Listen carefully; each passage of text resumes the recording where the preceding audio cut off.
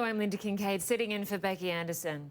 Well, if doping hasn't overshadowed the Summer Olympics enough already, new revelations suggest the Brazilian team failed to provide sufficient testing samples ahead of the Games. Brazil blames the shortfall on the temporary shutdown of a testing lab, but critics are sceptical. Our Nic Paton Walsh has this exclusive report.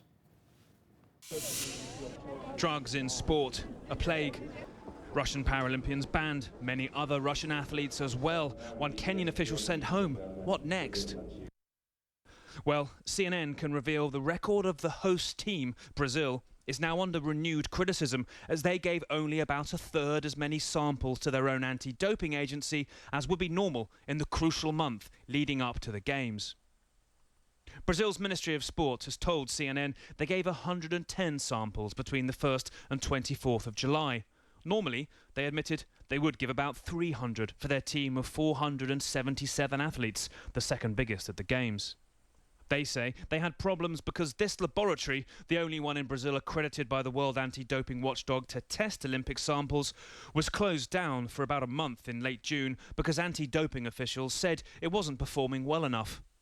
While Brazilian officials admit this means testing slowed, even stopped for a bit, it is now apparent they also stopped collecting samples from their athletes at the level they normally would. That could leave a permanent hole in their record of what anti-doping officials have called, quote, the most crucial period, that just before the Games. Doping has overshadowed these Olympics, strange as that sounds in a setting stunning like this, but what's key is that this is the home team, the hosts. They want to avoid scandal at all costs, so it is remarkable that in the crucial month before this city opened its arms to the athletes, Brazilian officials seem to have allowed their doping testing program to have slipped this much. Brazil's Ministry of Sport denies any wrongdoing and says the reduction in samples collected was partly because the laboratory was unable to process them and had its accreditation suspended. A spokesman blamed the doping watchdog for closing the laboratory and said Brazil is doing, quote, a very good job against doping. Nic Paton Walsh, CNN, Rio de Janeiro, Brazil. Well, Nic Paton Walsh joins us now from Rio. And Nic, as you mentioned in that great report, the host nation has already faced sanctions by the World Anti-Doping Agency. What else could it face in light of these new revelations? Well, the sanctions they faced were a referral by the World Anti-Doping Watchdog to what they call its Compliance Review Committee, which WADA, the World Anti-Doping Agency, say is a serious step.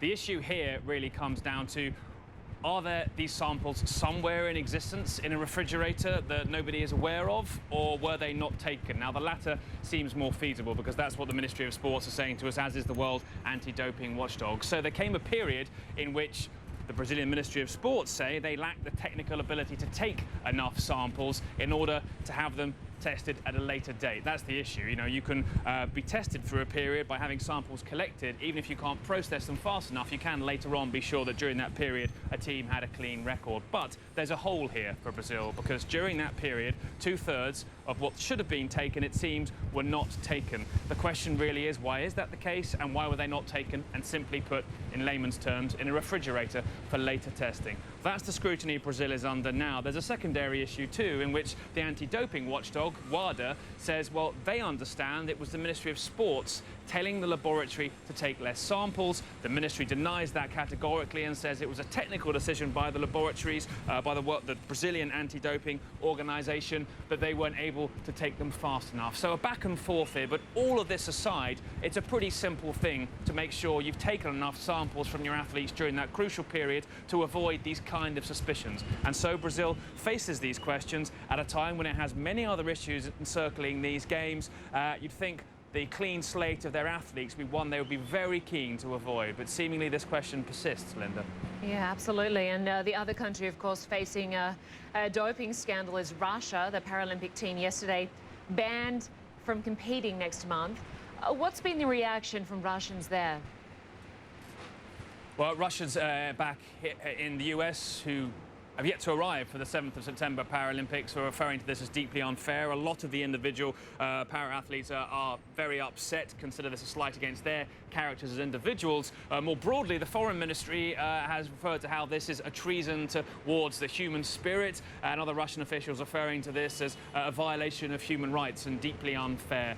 It's odd because this reaction has come through the day after the actual decision. We were at Russia House yesterday, a very muted, frankly, reaction to that initial decision. I think to some degree the Russians are realising they have to react to this as strongly as they did to the original International Olympic Committee ruling, which actually went more in their favour eventually in the end. The real issue here, Lynda, is two separate sets of standards. How is it possible that the IPC, when faced with exactly the same set of allegations against the Paralympiads, decide to ban all of them, whereas exactly the same set of allegations placed against the Olympiads here, competing in the competition already behind me here, result in this quite lengthy procedure that the International Olympic Committee embarked on, where they let individual federations choose vet each separate Russian athlete and decide whether they're clean or not. And that process of review meant that 287 Russian athletes going through it, 271 of them at the first count could get through. That number keeps going up, it seems, day by day. So it was overwhelmingly in Russia's favour, but the IPC verdict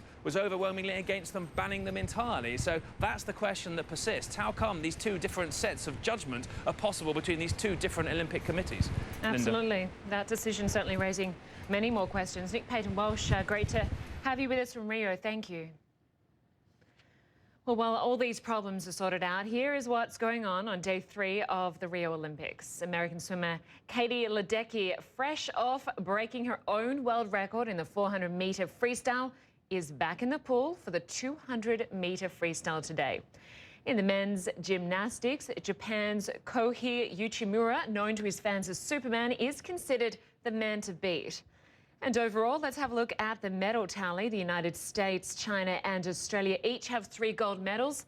Italy, South Korea and Hungary round out the top 6 with 2 gold medals each.